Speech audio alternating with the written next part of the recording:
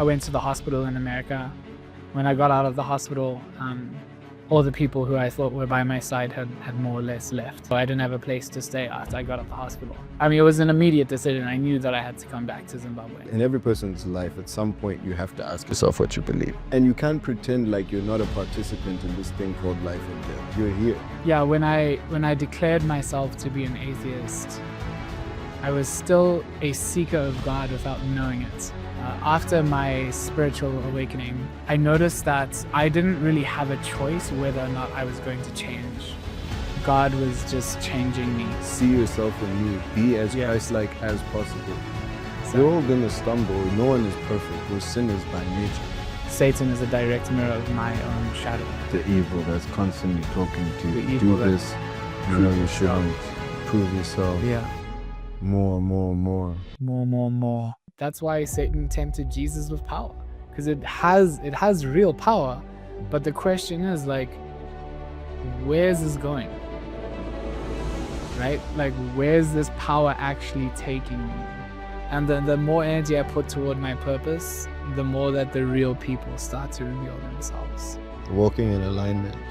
Everything in the external world becomes a reflection of your subconscious. The more you own your story, no matter how dark it is, the more blessings come your way. When did the illusion shatter? When did you realize I can't go back? I had to confront my own shadow, parts of the unconscious that have been repressed, and just to be blatantly honest with everyone, right? Because like I have nothing to hide. My story is my testimony. But Preston, how you doing, brother? I'm good, my man. How are you? So good to see you, man. Good to see you too. This has been, what, like 15 years in the making? 15 years in the making. You know, I just feel like context matters in this case. And, you know, I've known you since I was, what, like 13? You know, you were upper six when I was Form 1. And I remember when I met you, it was actually your cousin's birthday party, my friend Robert. And I was there, and I think you were one of the only seniors who were there. I don't know why you were kicking it, but you were the older cousin and you were taking care of us. And I just remember, like, you were so inspirational. You know, you were the rugby guy, you were the captain, you were the, you know, the prefect, the leader. You were the guy that people wanted to be, a lot of people looked up to. And for whatever reason, you chose me to be one of your squacks. And I remember that it was one of the most honoring things that I've ever felt. You know, because I was like, clearly this person sees something in me, and it's cool to have that reflected. Yeah. And what transpired was that you ended up inspiring me through like public speaking, you know, being an athlete, and then watching you go off, you know, into college and then becoming a man beyond that, you know, inspiring people through your words, through your written word, through dance, all of these things. I just, yeah, man, I want to give you your flowers for that. And yeah, I mean, I just want to start with, who is Preston Bryant? Who are you? Yeah. Oh, thank you so much for having me, Andile. It's a real gift and an honor. And I can truly say that I love you, man. I'm so proud of you. Love you too, dog. I'm really, really grateful to be here. Yeah. But, who is Preston Bryant? The mysteries of all mysteries. Well, I would say that I am a multi-dimensional artist. I have an affinity for and an inclination toward all forms of art that move people, that have the ability to move people. I'm obsessed with creating art that moves people. And so I dance, I write, I love poetry. I also love forms of clarity that come from philosophical writings. So I studied my master's in philosophy. And I'm also very obsessed with the nature of reality. So answering the questions, who am I? What is the world made up of? What is the nature of God? What is the nature of evil? I've always been very passionate about those questions since having a spiritual experience when I was 21 post being an atheist. So I'm a seeker as well. I'm a seeker, I'm an artist, and those two blend well together because, there's a lot of things that you can't communicate verbally as a seeker and as a sort of mystic of reality. And so you need art to F the ineffable. That's kind of what Alan Watts used to say, right? So that's kind of my main interest. And other than that, I'm a very playful human. I love health and fitness. I love to work out. I love to sweat. I love to be silly, So there's so many different attributes and qualities to myself, but I think that's a good start for now. Yeah. Starting with the spiritual awakening, I'm just gonna get straight into the start of it. I know we could take time. No, I think it was very interesting to know that you were an atheist up until 21, and then this spiritual awakening basically transitions you into a new phase of your life. It's a rebirth. So when you were an atheist, right, I would, based off of knowing you, I would have said, that's a really good guy. That's a really awesome guy. That's a creative guy. That's someone who cares about people, looks out for his family, or da-da-da-da-da. But somehow that lack of belief in God still has it leaves a void inside of a human. So when you then, had that spiritual awakening, how did you notice the change between that previous version and the new version? And secondly, when you were that old version, that atheist version, were you aware that there was anything missing? Were you a seeker yet? Or was it just, I'm good, I'm calm, I'm happy, whatever, and then this thing happens and it's like a train smash? Yeah. Those are really good questions. So, yeah, when I declared myself to be an atheist, I was still a seeker of God without knowing it.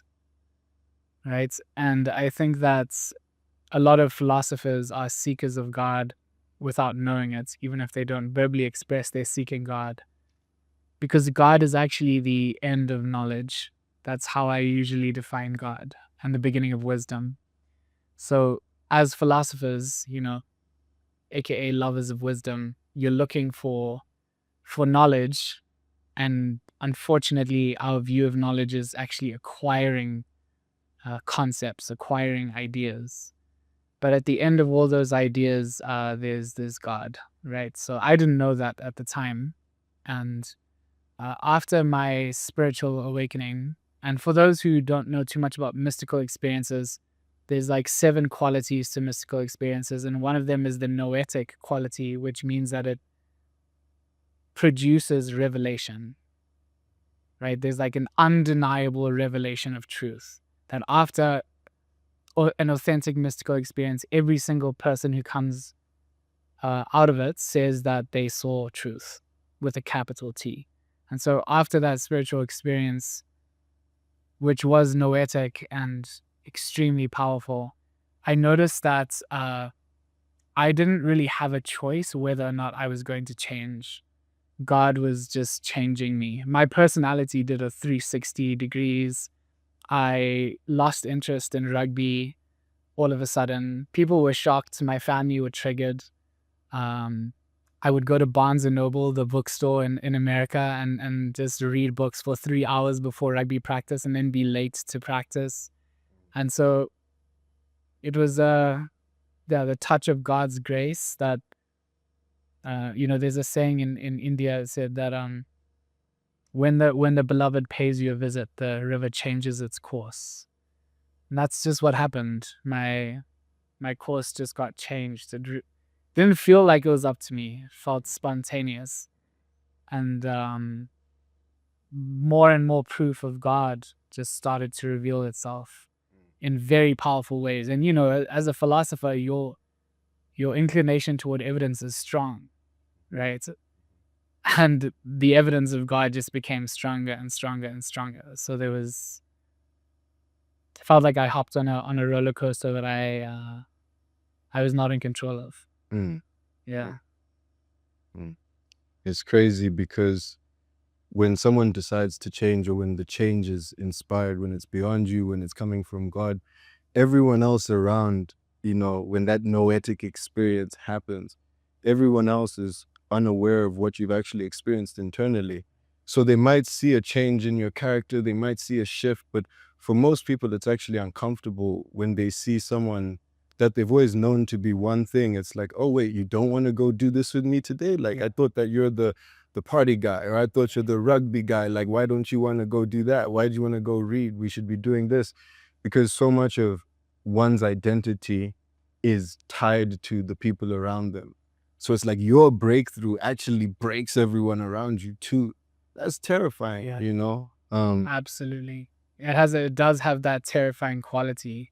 And I think that's one of the reasons why I love the story of Christ so much, right? Because he was a revolutionary that, brought the sword, so to speak, right? By standing in that truth that like magnetized a lot of people, but also polarized, really triggered a lot of people. And that's what happens when you choose truth, or when truth chooses you. You don't, it's not meant to be easy. It's meant to be truthful. Because truth means that when you see the truth, you have two choices. You say that you had no choice but to let God work through you. But realistically, some people surrender and accept it. Some people choose absolute denial. They will see it right in front of them. They will feel it in their soul and have no earthly definitive description for what it is. So they'll just dismiss it as mumbo jumbo. Right. But when you experience that shift inside of you, it really is an unveiling.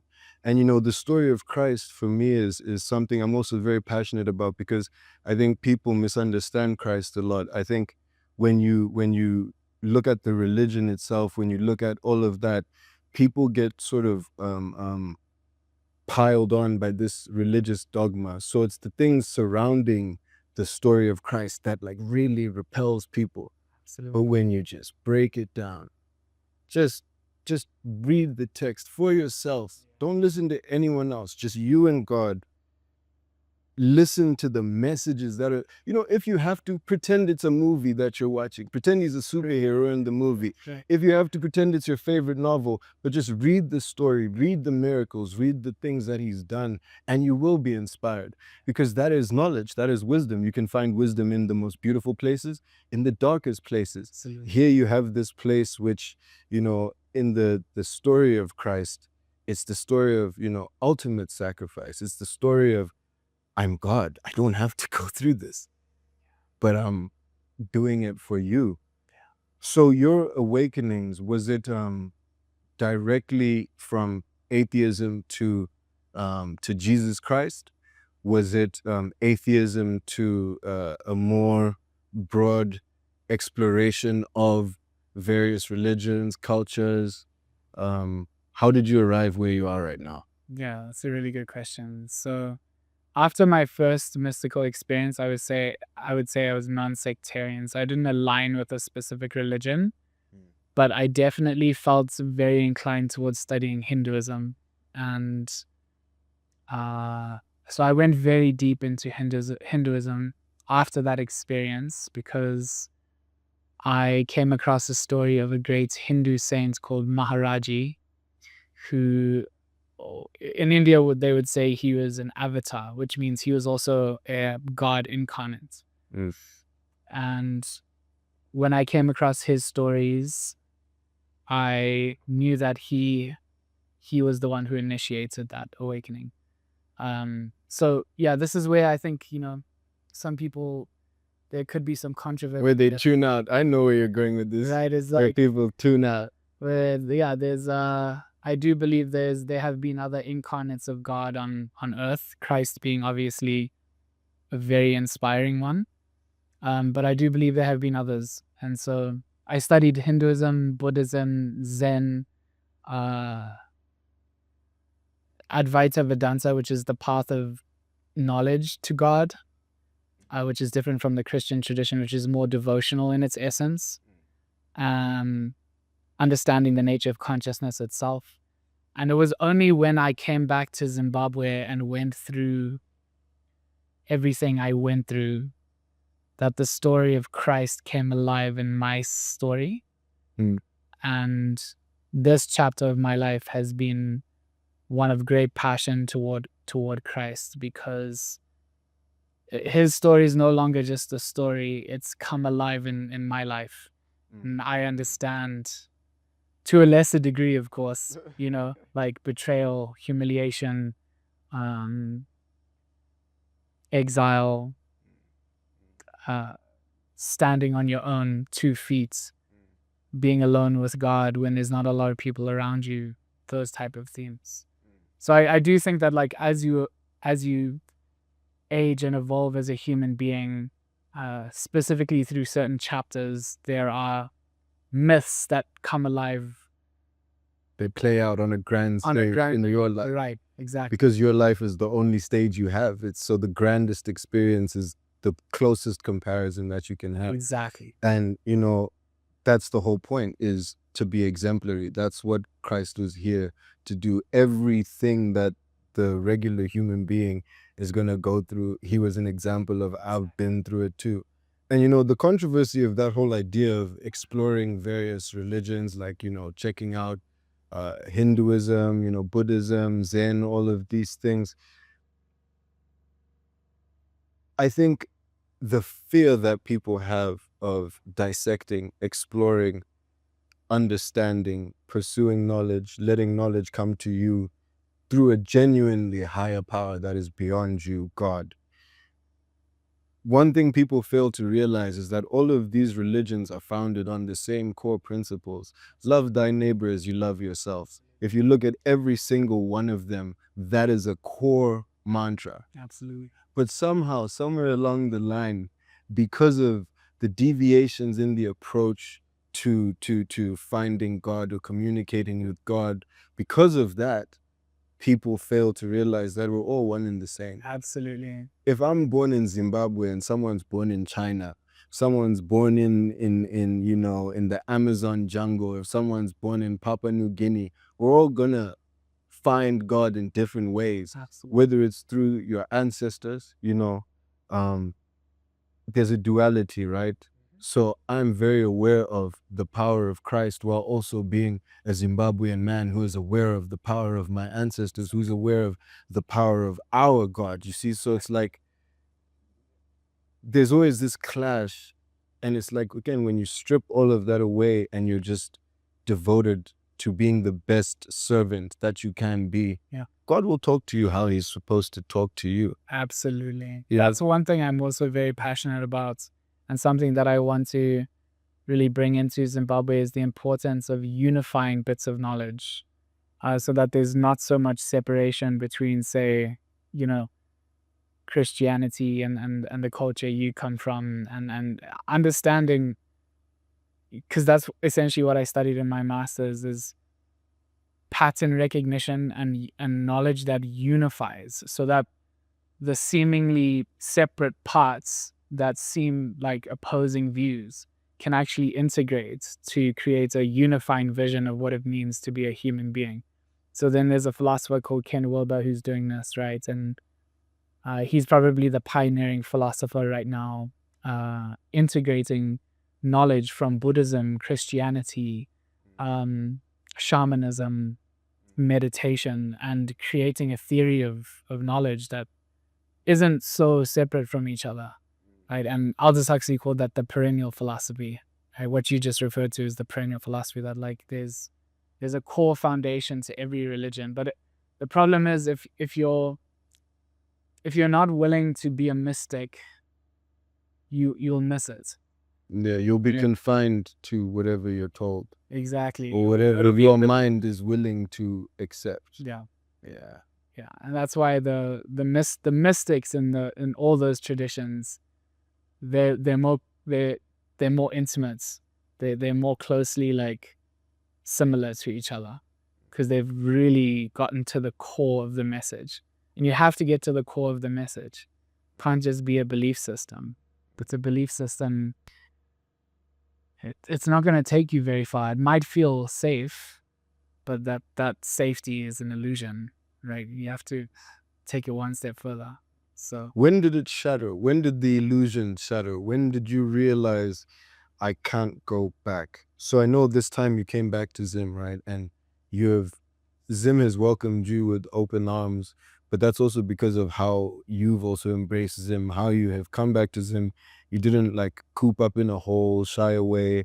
You didn't come back with like a mindset of people are gonna look at me weird or judge me for doing things. You did the exact same things that you did when you were traveling around the world, which is you pulled up, you danced, you spoke to people, you went crazy, you're giving wise counsel to people, you're connecting, you're connecting. And to go from being in an environment in states where you felt just like people were turning their backs on you, what within yourself do you think you were doing? This is maybe a bit of a different question, but what in yourself did you have to confront while this was going on?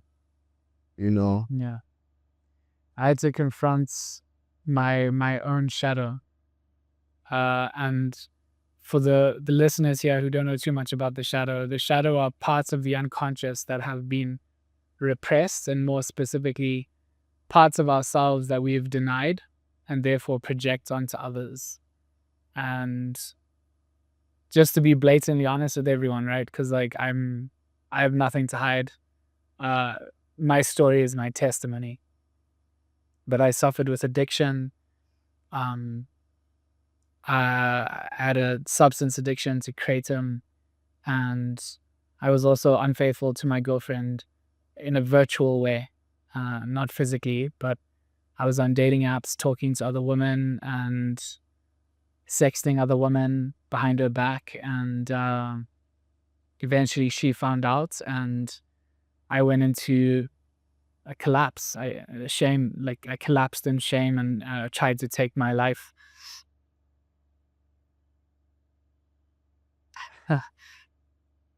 And I went to the hospital in America. When I got out of the hospital, all the people who I thought were by my side had more or less left, and I didn't know where to go. I didn't have a place to stay after I got out of the hospital, so I came back. I mean, it was an immediate decision. I knew that I had to come back to Zimbabwe. It was like, yeah, God said, like, it's time. I booked my ticket that day after getting out of the hospital, and since coming back here, it's been the archetypal theme has been redemption, forgiveness, mercy, and understanding the human experience through the perspective of Christ's eyes. Because I know now what it's like to be exiled in my own way. I know what it's like to be misunderstood in my own way. I know what it's like for people to leave without even being open to a conversation. And I know what it's like to be a good person who's made mistakes. And so my range of compassion now for human beings and their shadows has just like vastly improved. I'm not sure if this is answering your question, but yeah,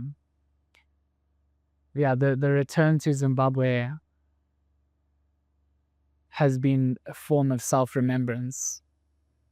When I was in America as well, it was really strange. Amapiano had just come onto the scene, and Afro music had just come onto the scene, and I remember listening to that music and my body was just automatically responding to it. It was as if my body was preparing me for my arrival back home.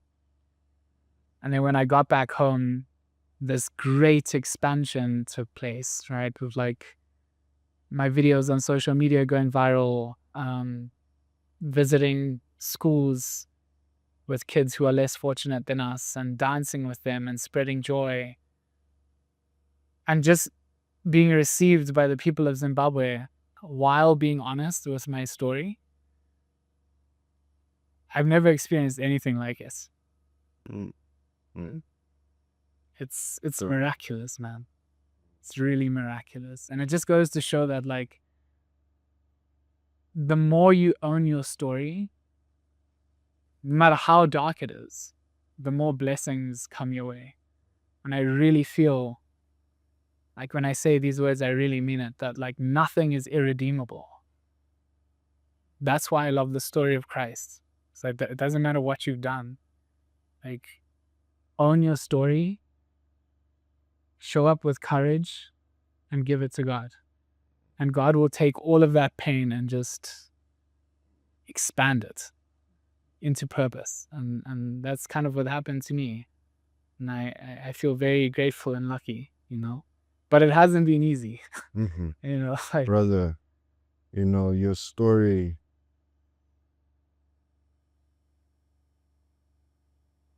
it's powerful and it hurts to hear, of course, but even more so, it's just overwhelming to see how God is working through you and how in the darkest pain that you've ever experienced, the lowest depths, somehow it taught you compassion rather than driving you towards hatred, resentment.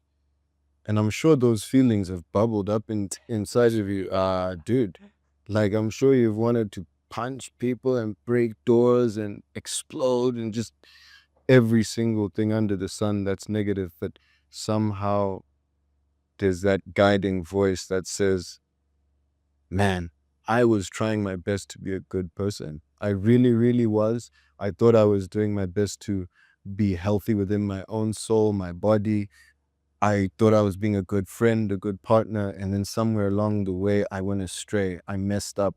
I I did that, and I own up to that.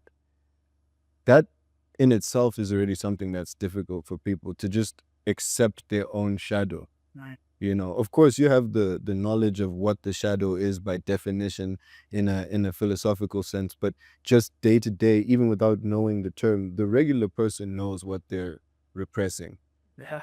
until the point where you've repressed it so much that you just you don't even know what's going on anymore. But you've been unflinching, you've been courageous enough to look at yourself in the mirror and say, I'm choosing love, I'm choosing life, I'm choosing to keep going. And that, man, it's devastating to wake up and to see that the people that you thought were going to be there aren't there. There's nothing more devastating than that. Because you start to say to yourself, I gave these people so much of my time, so much of my effort, and where are you when I need you? And the thing is, for most people, they don't realize how important human compassion is until it's too late, until you've lost a friend, until you yourself have gone through your own breakdown. And then you realize, oh, condemning people isn't the way because good and evil resides within all of us. And our conscience is the only thing that directs us in one direction or the other. And if you just have your consciousness, it's not the only thing. If you have your consciousness alone, that's the only thing. But if you have yourself and you have God with you, Yeah. you have a hand to hold, Exactly. you know, and just even that, the calling to come back home straight away, no question. Yeah. Because there's a safety in Zim. There's a somehow, you know, when you're out in the big world, right, it feels like a jungle at points where everyone is like looking out for themselves. And that's not to say that that's every place on earth, obviously, but I think where people are from tends to be where they just feel the most welcome, the most at home, the least judged. You know, I'm listening to your story, you know, we've spoken about your journey, and there's no different Preston from when I met you to like right now. The being is the same after numerous breakages, remolding, constantly like shifting. But you're here, you're standing. And I'm so grateful to God that, you know, when you tried to take your life, that He said, ha, you wish. You wish I would let a soul as powerful as you leave this earth without finishing your business. Because we all have a purpose, we all have a mission, and you are a voice of inspiration. There are people that need you, and I'm so grateful that you're here, bro. I really, really am. Thank you, man. Um, I really appreciate that. the story of Christ, I told you in the beginning, there were some things that you said, man, that were very, very powerful. And, for starters, you spoke about how after the baptism, Jesus went into the desert for 40 days and 40 nights. Right. Funny enough, we're in Lent right now, right? 40 days, 40 nights, and he was able to overcome that, constantly being tempted by the devil. Right. Tempted, the world is yours, eat this bread, Right. kill yourself. Every aspect of temptation was there. Yeah. Every potential sin was presented to him, and he restrained himself. But the thing was that he didn't have to. Just like he didn't have to get crucified. Exactly. It was an example. And to quote you, you said, the incarnation of God comes into time and form to live out physically what we all have to live through internally and spiritually. Yeah. So heavy, dude. So profound. Would you like me to just share a bit more about that? Okay. Yeah. So I read this book called Resurrecting Jesus, which is a book by one of my favorite spiritual teachers, Adyashanti. And when reading, this is when the idea really came to me, but I only read that book when I was like 25 or 26. But I revisited it when I came back to Zimbabwe, and then I started reading the Bible in a thorough way. And I started to realize that the physical life of Christ, everything that he went through in time and form, was a metaphor for what we are going to go through internally in our spiritual life. So, for example, when he was tempted for 40 days and for 40 nights in the desert by Satan, which, by the way, happened after his baptism, after he had his great revelation, right? For many people who have an authentic spiritual awakening, they're going to encounter that to a lesser degree internally, right? So, for example, I'll just share my story. Are you here for real undying love? Or are you visiting this earth to taste momentary sweetness? Do your prayers come from sincerity, plunge the depths and break shallow promises, or are you settled in believing that there is no such thing as the miraculous? And you go on like that, day to day, comfortable in the dull and pale, rigid in the uncurious air. When people meet you, do they tremble at the thought of embodied freedom? When they are threatened by the sight of you being unapologetically authentic, do you shrink and apologize for being who you are, or have you the courage to plant your roots deeper into the soil and continue to grow? If you have been hurt by someone, have you thanked them for breaking your heart open so that it may soar into the unimaginable? Or are you still protecting yourself from a life that was made to break? When you walk, do you look at the world around you and offer a smile to sweet thoughts that are divinely orchestrated? Or are you viewing the world through a lens that was taught to you by people who are suffering themselves? If you are scared, have you considered jumping into bliss?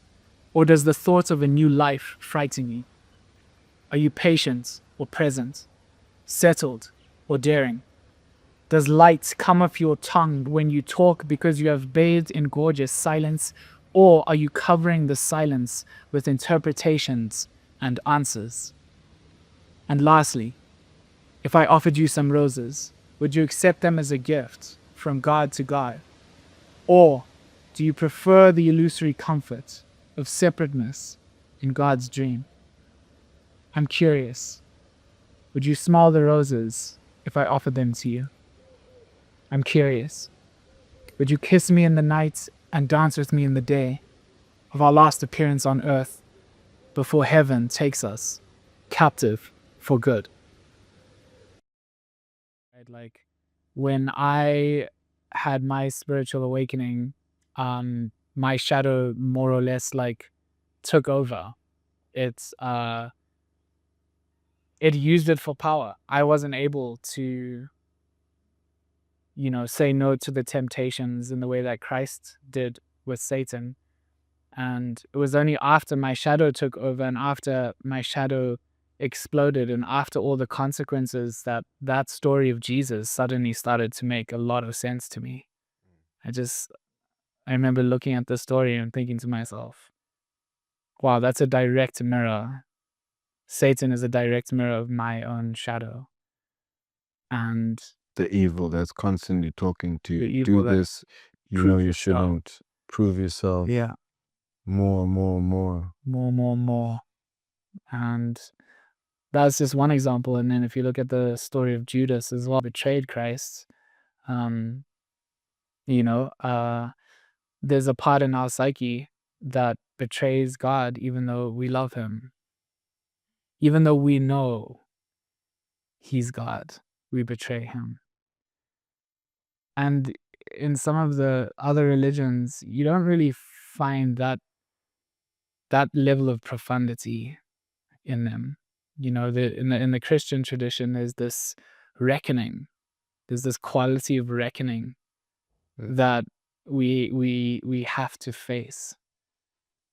And so those are just two stories, but in and of itself, to think of the life of Christ as a mirror for us is extremely powerful. So that next time you go read the Bible, you're not just reading the story of Christ. See yourself as Christ. See yourself. And that sounds Exactly. blasphemous, but in the context of what you're saying, it isn't. This is exactly what Christ wanted. See yourself in me. Be as Christ-like as possible. Exactly. We're all going to stumble. No one is perfect. We're sinners by nature. That's why he had to make that example. But when you have the conscious awareness now of the shadow, you now, and there's a Bible verse. I wish I could, I'll find it and I'll insert it. But it's basically about casting on a path of rock, a path of soil. So basically, if you know where to put your seeds, if you know where to, and I'm really butchering it. So what I'm going to do, I'm going to add it in. You're doing great. Because it's so important. Yeah. But basically, the person who learns the way of righteousness, the way of good, and chooses to not continue to follow it is worse off than the person who does bad all the time ignorantly.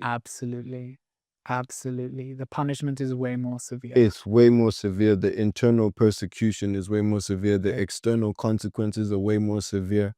And I find for myself as well, like the spiritual awakenings that I've had, they've really forced me to have to say, all right, Andile, cut the bullshit. Otherwise. And I don't want the otherwise. Otherwise is severe. No. I don't want to be otherwise, Tolu. No more otherwise. No. Too intense. No, man. But then there was another very profound thing in that same vein, which you actually went into, which is spiritual awakening is not the end of temptation. It's the beginning. Absolutely. When someone awakens, they think they become pure. And they do become pure, but when that light turns on, the shadow becomes visible. Exactly. So most people, they think, oh my gosh, I found the keys, the codes to the universe. I've done it. God loves me. I've accepted myself. I'm sorted. And then that's when the temptation really comes, because it's now that you're equipped with the armor and the sword and every single thing you need for warfare, Right. the spiritual attacks are coming now, buddy. Absolutely. Are you ready? Absolutely. Yeah, I think there's a story in the Bible of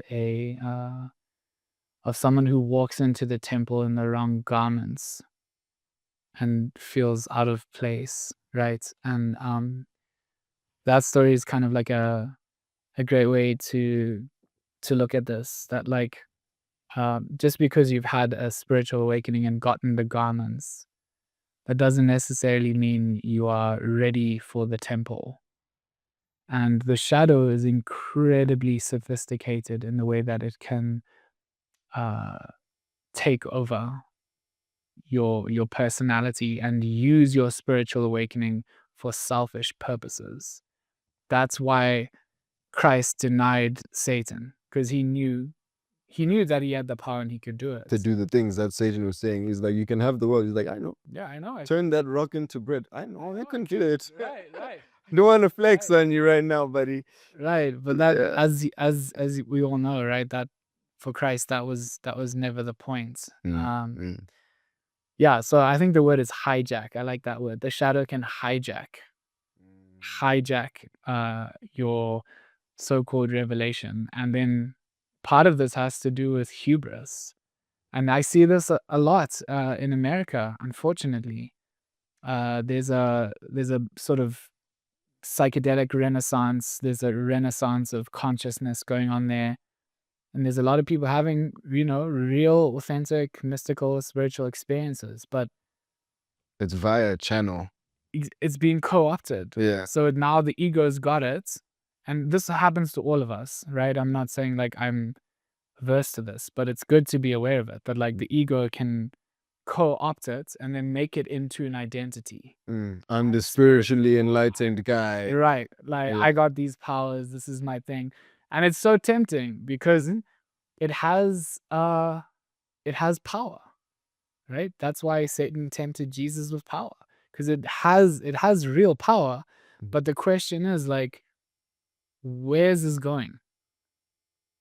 Right? Like, where's this power actually taking you?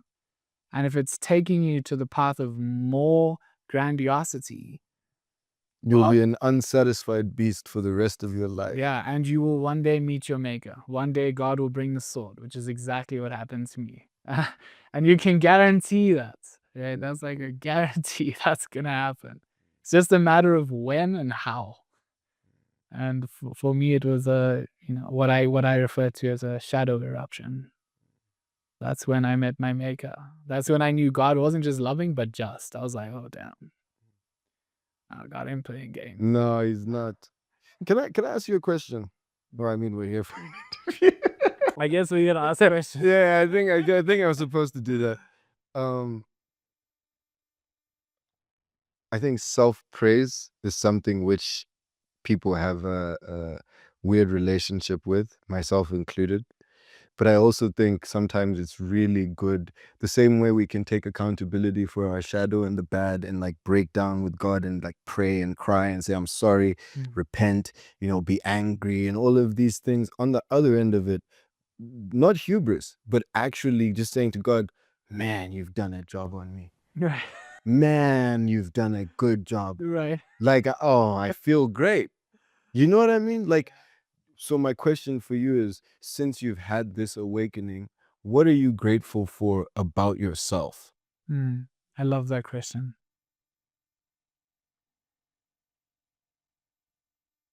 I'm very grateful for my relentlessness.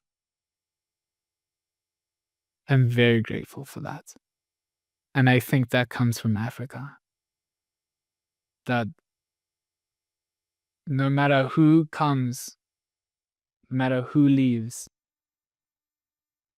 no matter what people think of me, you can guarantee that I will be walking my path. And that is empowering for me. And I really have learned that from the spirits of Africa, that there's a warrior energy in Africa that will not budge. And I really feel it comes from the hearts of Africa. I really feel that in my body, in my soul, that there's some type of imprint inside of me that just continues to walk. Do you fear ostracizing yourself or, losing certain viewers because of how outspoken you've been lately? That's a good question. I mean, I'm a human being, so naturally, I would say yes. But does that overpower the passion I have for my purpose? No. So I kind of weigh out the consequences. Like purpose, people who judge me. Purpose, They have judgment, judgment is down here, and purpose is up there. Yeah. And then the more energy I put toward my purpose, the more that the real people start to reveal themselves. And that's powerful to see that it filters people out, right? That's what happens when you choose your purpose. It filters people out, brings people in, filters people out. And then the real ones are like, they're real. Then you're real. And then you can be real together. And it's like, oh, this is cool. You know? Walking in alignment. Walking in alignments, right? Everything in your subconscious, everything in the external world becomes a reflection of your subconscious. Absolutely. Your internal world starts to balance everything out. All of a sudden, the opportunities, the doors that open, the friends, every single thing that enters your life starts to really, really, really mirror your clarity.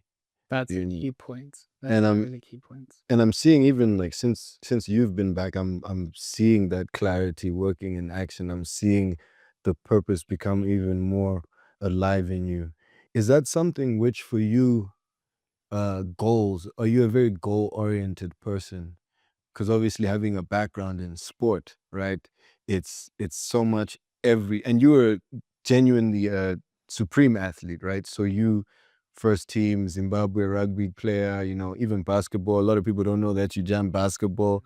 You did like athletics and different events in athletics and all that. Yeah, I think when I got into upper six, I was probably not that good at athletics. But rugby was you. Yeah. But so with that background, like I think of myself with football, there's a relentlessness, right? Yeah. You're saying you're grateful for your relentlessness. There is a relentlessness where every day you're waking up with this very clear goal. I want to be the best. I'm going to be the best. I am the best. Yeah. I have to win. There's no other option. Yeah. Do you have that same approach to your life now in terms of the spiritual quest, the goals in your business, or is it Ram Dass, I'm present. Rick Rubin. Where does the source come from? Yeah, that's a really good question. I'm trying to figure. Because I see both in you, and that's the thing, is like I'm aware of this duality, the brute force and the poet. So where does the middle, Where's the middle ground? I'm figuring that out, but that's a really good question. I would say at this point in my life, I'm leaning more toward spontaneous inspiration and creativity. However, I do have goals, and I do have a vision in mind of what I want to create and how I want to create it. But here's what I'll say. It's as if God is like painting an image, and I can see the pictures and I can see the colors, but I don't know what the full picture is going to look like. All I know is that it's being painted. And so that's an interesting place to be in, because I also was a client success coach and helped, entrepreneurs build their businesses online. And we had clear systems, clear goals. And I find sometimes, on a specific day, I will lean more toward that orientation. But this one is coming alive in a very unique way, in a very archetypal way, in ways that parts of me don't want to control. But it's reaching and expanding so much, so I can trust it. But it depends on the day. It really does depend on the day. But I do have a vision and goal in mind. I just think God's vision is probably bigger and better. Probably. So I'm trying to. It's hard, man. It's Definitely really trying to figure it out. Yeah. It's a really good question. That's a great answer. Thanks. It's a great answer. They work in tandem. You can't predict anything. it can start raining right now. Right. Tell me that you could predict it. Yeah, The weather app can kind of With- yeah. All right, 67%. We need handle. You get what I'm saying? So it's like, just in that same vein, life is always going to throw curveballs. It's going to redirect you. So that goal that you have in mind always has to be flexible. It has to be malleable.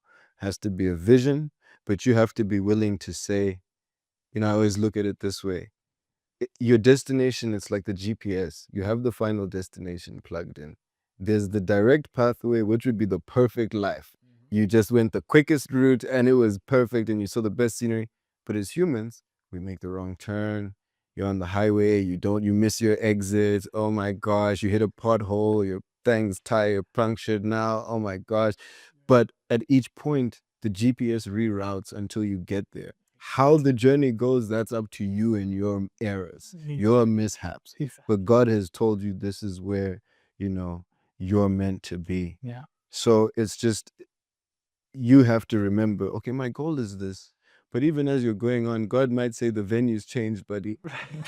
We're in a different We're place in a now, different dog. place now. So like, we're going to have to reroute you again. Again. You get me? But you have to be open to that. You have to be open to trusting that God has that plans. He's steering you. That the direction that you're going in, as long as one is constantly reminding themselves, this is my purpose. This is why I'm here. And even I have a little thing about defining anything, like even the word purpose, or defining, if someone says to you, what is your purpose? Yeah. And then you have to say like a very profound Right. one word or one sentence, 2-sentence answer, and that's supposed to be the entire folder of what you're here for on earth. It's a lot more nuanced than that. It really is. And the conversation is constantly going. I find myself, sometimes people are like, Andile, you can't keep talking to yourself out loud. And I'm like, bro, this is how it's supposed to be. Like, this is the best way of controlling my nervous system. God says like the power of speech, right? Like it's really powerful, like affirming the mantras, asking God day to day, bro. I'm pouring up my mazoe. God, thank you. Right. Even just that, That, just even a thank you. that. That's the prayer. That's the whole prayer, dude. Thank you is the prayer. It is the prayer. It is. There's actually a mystic who said if the only prayer you ever said to God was thank you, it would be enough. It's so true. Very true. But how we say thank you, Is where the thank you is coming from. Yeah. But I love that idea of pouring mazoe in. just thank you, God, Thank you. bro. Thank you. Thank you. The water, whatever it is, like it's that simple. And God, I don't think God asks for much. It's kind of just, it's not as simple as be a good person and all of that, but just surrender to the fact that you are not the be all and end all. The moment I was watching this podcast with this Shaolin master, the Shaolin monk, you've probably seen him around on the podcast space. And he was just talking about how in building up his physical form, it's the most humbling thing. Because the stronger you get, the more you realize how fragile the human body is. You're doing these amount of curls, and then at a certain amount of reps or weight, your body just says, I'm done. and you're like, whoa, I can break. Let's see you know what I'm saying? Like if you fall onto the floor, let's see you not injure yourself. Like Yeah. the human body is so fragile. Yeah. The human spirit is so fragile. So when people are atheist, or when people are completely antagonistic to the idea of God, it almost makes me want to reach out to them more, to be like, just because you can't force it on someone, but you have to say, just open your mind a little bit. Yeah. Like, just consider that you can die. Just consider that as reality. Right. And then ask yourself, in every person's life, at some point, you have to ask yourself what you believe. Absolutely. and you can't pretend like you're not a participant in this thing called life and death. You're here. Yeah. How you yeah. There's a really cool my ex professor, his name is Richard Tarnas. He wrote this book called Cosmos and Psyche, and in the book he maps out this idea that I really love, that disenchantment is the strongest form of God's enchantment, so that people who don't believe in God are actually enchanted by God the most, right? Because they're completely blind to God, and it is through the magic of life and the intelligence of life that they are living out a human experience in which they are looking at this precious thing called life and deciding to not believe that it's made up of miracles. But it's the miracle itself that is kind of causing that to happen. So that's why a spiritual awakening is so powerful, because when you have an awakening, you do one of two things. You either laugh or you cry, or you do both at the same time. And then you're like, huh, Damn. what was I, what? You don't know where you are, where you were. Yeah, you're just like, wait, what did I think? What did I believe? Right? And it's like again, it's a hubris, but it's an innocent hubris of like, I don't believe in God. And It is an innocent hubris, but it's also hubris. get it, yeah. It's hubris. Yeah. Again, still better off the person that is just completely ignorant, has the hubris, than the person who has a spiritual awakening and then returns. Because it's like, why? Exactly. Denying what you felt and what you've seen, you know? Exactly. Yeah, man, it's been a huge path. I think there was a couple more things I wanted to touch on. I feel like we've honestly touched on most of them. You know, we touched on, we didn't talk about the story of Lazarus. Oh, dude, I love that. I love that. Tell me about the story of Lazarus. What the significance of it. Okay, so one of the reasons why I really, really love this story, it's because it proves how dynamic Christ is. Right? So Christ knew everything, right? He knew his fate, he knew his destiny, he knew exactly what was going to pan out. But he was also extremely human. Right? His humanity is one of the things that made him so special.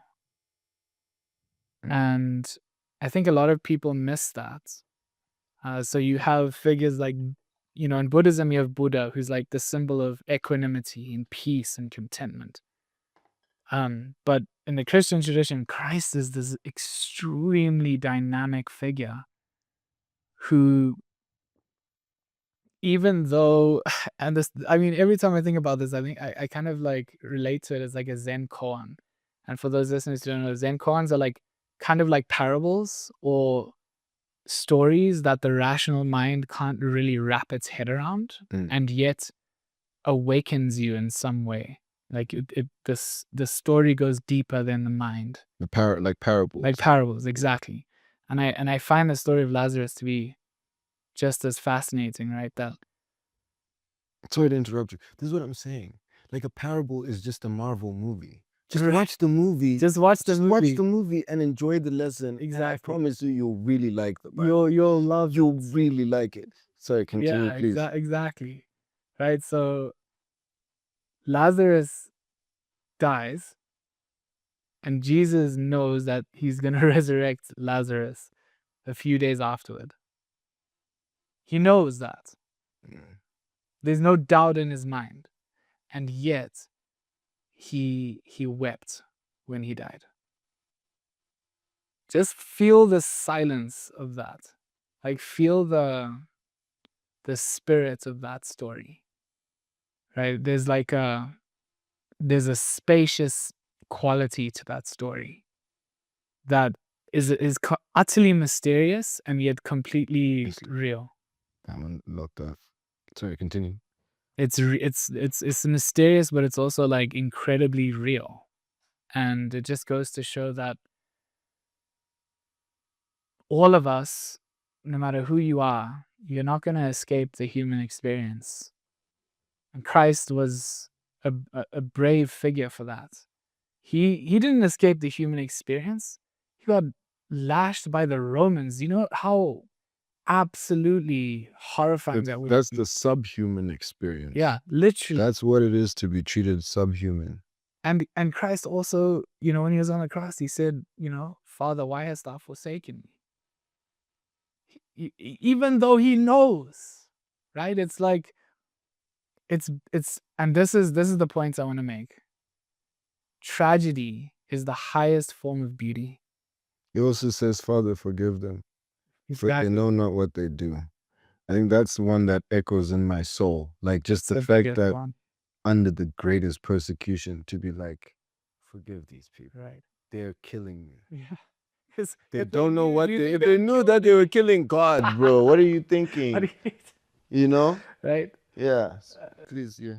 And so I love that story of Lazarus, and I love how dynamic Christ was. It's his dynamic nature that inspires me so much, because he just didn't really know what he was gonna do, where he was, what he was gonna say, and it's that like The mysterious. it's just like wait, now he's flipping tables. Pretty cool. It's pretty cool. He has bars in the Bible. He Yeah, says that's some cool- buzz. like, Christ has buzz. yeah, I think it's just it's a really good example of how to live your life. Do you think those are fake tears though, or is that the compassion overflowing, or is that not fake, but is that a display of, similarly to how you were saying he incarnates to show us the battles that we'll go through?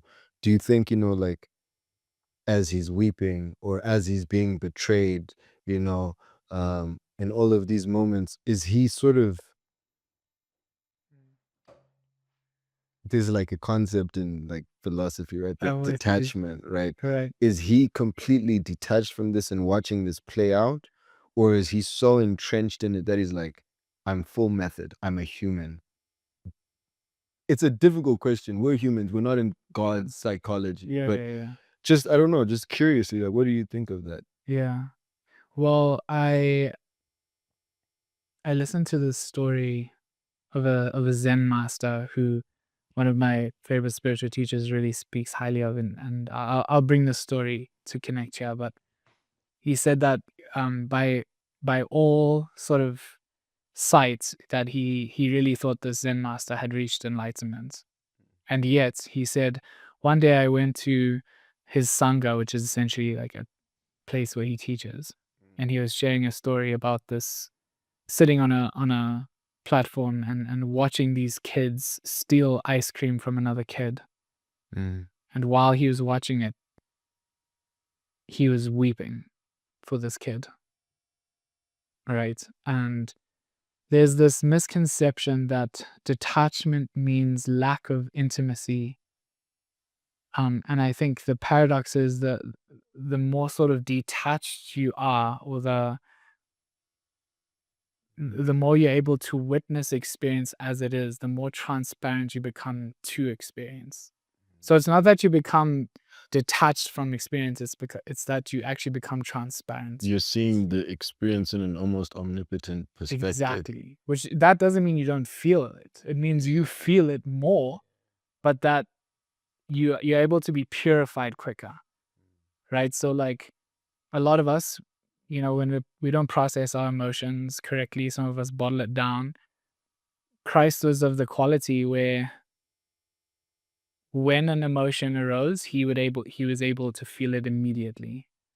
And so process it immediately and then purify it immediately. Without what humans do, which is linger on. Exactly. Fear, doubt, anxiety, all the works. Exactly.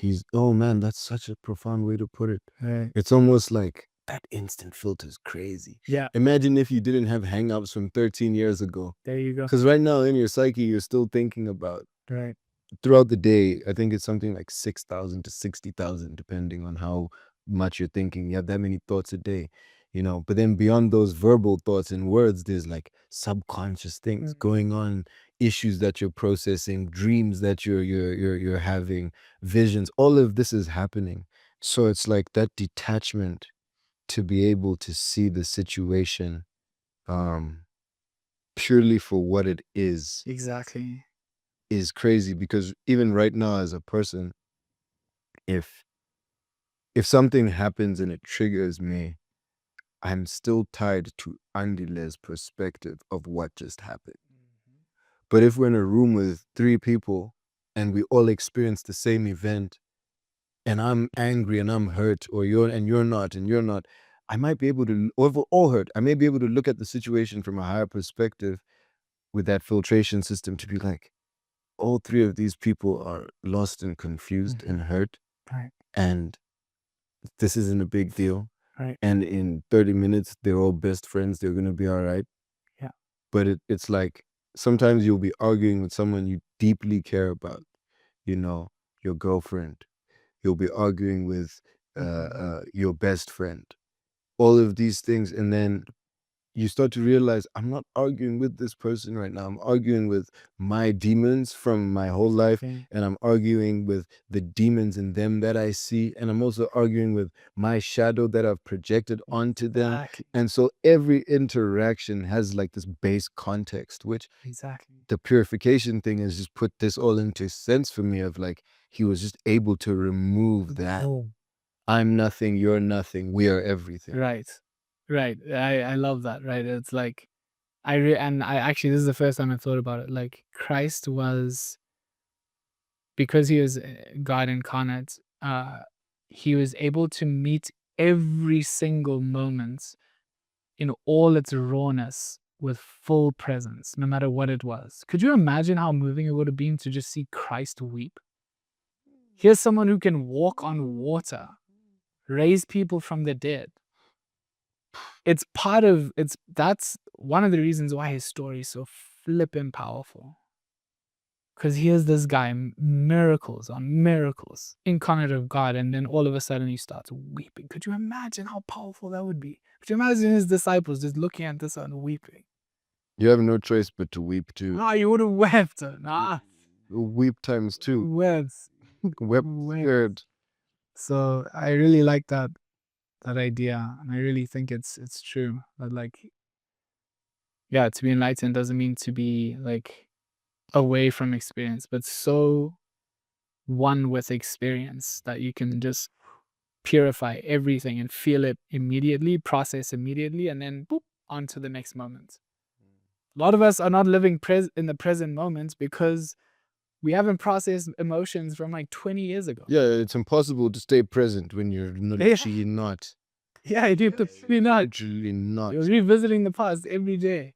Yeah, it's deep, man. So Yeah, man, I'm really grateful that you've come through, and I'm really grateful for the convo that we've had today. And off camera, it'll continue. We just can't talk for 27 hours. yes. But you know, on that note of not being present, the past, you've been through a whole journey, right? Numerous iterations of Preston Bryant. Damaged, enlightened, damaged again, seeking enlightenment. You know, every the one who has messed up and hurt those around him very badly, the one who has been deeply hurt by those around him, the one who has been condemned and also truly accepted, who's felt shackled and who has found freedom. Of all those versions that you've experienced, if you were to just put all of those people, you know, and separate yourself from yourself, if you're looking at him right there, you're looking at Preston, you're looking at 18-year-old Preston, 18. free breakthrough, Uh-huh. what you telling that guy?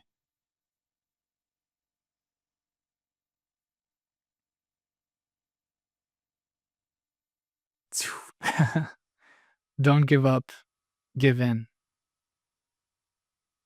Don't give up, give in. There's a difference. That's what I would say. And he would be like, "What does that mean?" I'd be like, "You'll find out." Dog, that's lit. That's lit. You'll find out, bro. Because dude, that's You'll find out. Oh, you gonna learn Don't today. give up, give in. You Bro, gonna that's learn so crazy because there's hypotheticals where people are like, oh, if you could say something to your young self in 5 words. This guy, I'm expecting a parable. He just dropped me, don't give up, give in, 5 words. So time machine, you're doing that, you're dipping. I love it. You're a legend.